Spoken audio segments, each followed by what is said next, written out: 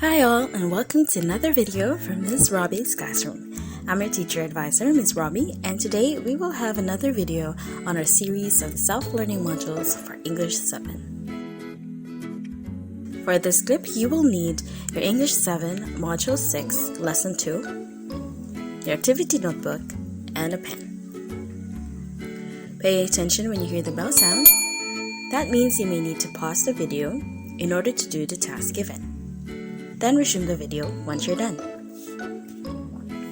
And remember to practice honor and honesty when answering your modules. This module is divided into 3 lessons. Lesson 1, use phrases appropriately and meaningfully. Lesson 2, use clauses appropriately and meaningfully. And Lesson 3, use sentences appropriately and meaningfully. For this week, we will be discussing Lesson 2, use clauses appropriately and meaningfully. At the end of this video, you're expected to identify the kinds of clauses, use clauses appropriately and meaningfully, and employ significant point of view toward the given situation. And so with that, let's talk about Module 6, Lesson 2, using clauses appropriately and meaningfully. Before we go on, let's see what you know about the topic. Go to page 2 to 3 of your modules. Tick the given clauses that can be fully understood and cross if it needs additional information. Like in number 1, when I'm at home, it needs more information, so I put an X in I need more. Are you ready to answer the rest? Let's go!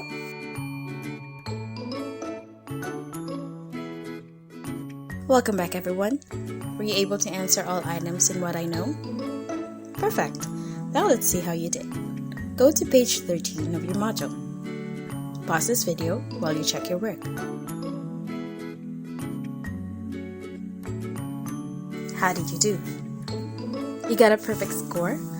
Awesome! Almost perfect? That's alright. Let's do better next time. Let's have more activities that have something to do with our lesson today. This time, let's answer together what's in page 3 to 5. Copy the sentences, then locate the noun and verb phrase, and answer the questions that follow. Like in number 1. The dedicated student is eager to learn from my discussion. Who is eager to learn? A. My discussion. B. Dedicated student. The correct answer would be letter B, dedicated student. Are you ready to answer the rest? Let's go! Welcome back. Were you able to answer all items in what's in? Great! Now let's see how you did. Go to page 13 of your module. Pause this video while you check your work. How did you do? You got a perfect score? Awesome! Almost perfect? That's alright. Let's do better next time. Are you ready for a challenge? Go to page 5 to 6, What's New? Complete the thought of the sentences by simply choosing the description that best suits you. Like in number 1. I feel happy, blank. A. When I'm listening to music. B. When I'm watching shows. So for me, I feel happy when I'm watching shows. So I choose letter B.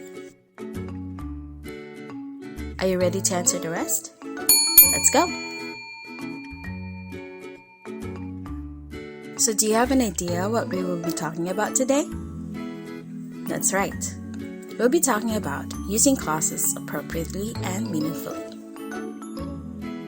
When we talk about a clause, it is a group of related words containing the subject and the verb.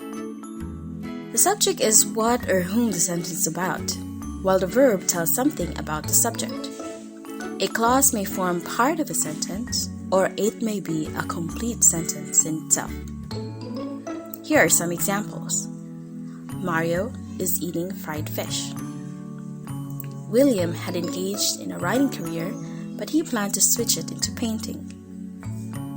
After we had eaten our lunch together, we had walked back to school.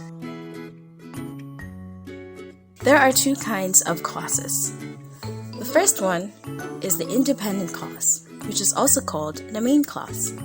It's a clause that can stand on its own. It contains all the information necessary to be a complete sentence. An independent clause has a subject and a verb, and it expresses a complete thought. Here are some examples. My dog loves pizza crusts. Your subject here is the dog, and verb is loves. As a reader, you can understand that the dog loves pizza crust. It expresses the complete thought, thus making it an independent clause. The second kind is the dependent clause. It's also called as a subordinate clause. This clause cannot stand on its own because it does not contain all the information needed to be a complete sentence. A dependent clause has a subject and a verb, but because of the presence of the following words, before, after, because, since, in order to, although, though, and others, it is a dependent clause. Take a look at our examples. Because my dog loves pizza crust. The sentence still has the subject, dog, and the verb loves. And as a reader, you can see that the sentence begins with because. You still have the subject and the verb, but it is now an incomplete thought. You don't know what happens next. To complete the thought, you must attach the dependent clause to an independent clause. For example, because my dog loves pizza crust, he never barks at delivery man. This time, the thought is complete. And as a reader, you're now aware that because the dog loves pizza crust, the dog never barks at the delivery man.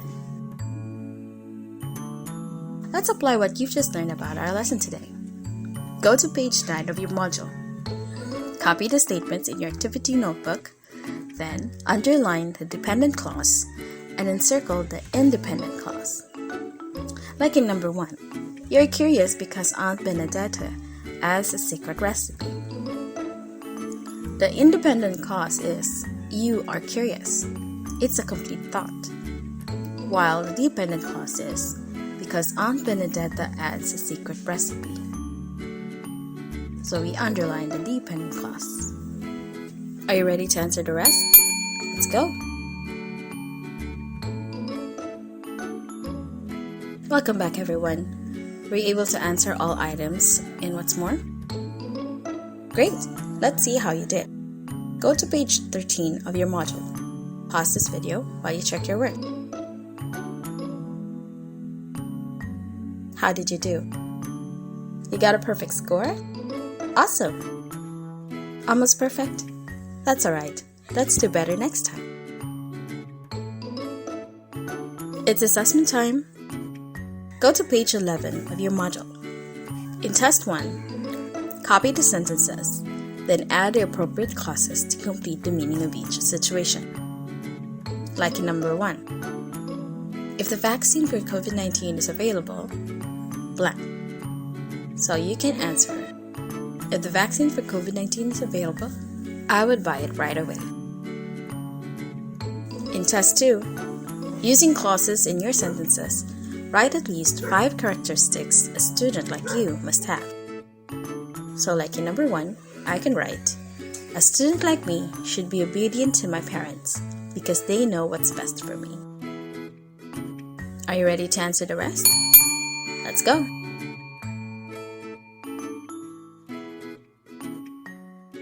Congratulations! Now you know how to use clauses appropriately and meaningfully. Now you're all set for Module 6, Lesson 3. Until next time, this is your teacher advisor, Ms. Robbie. Happy studying, guys!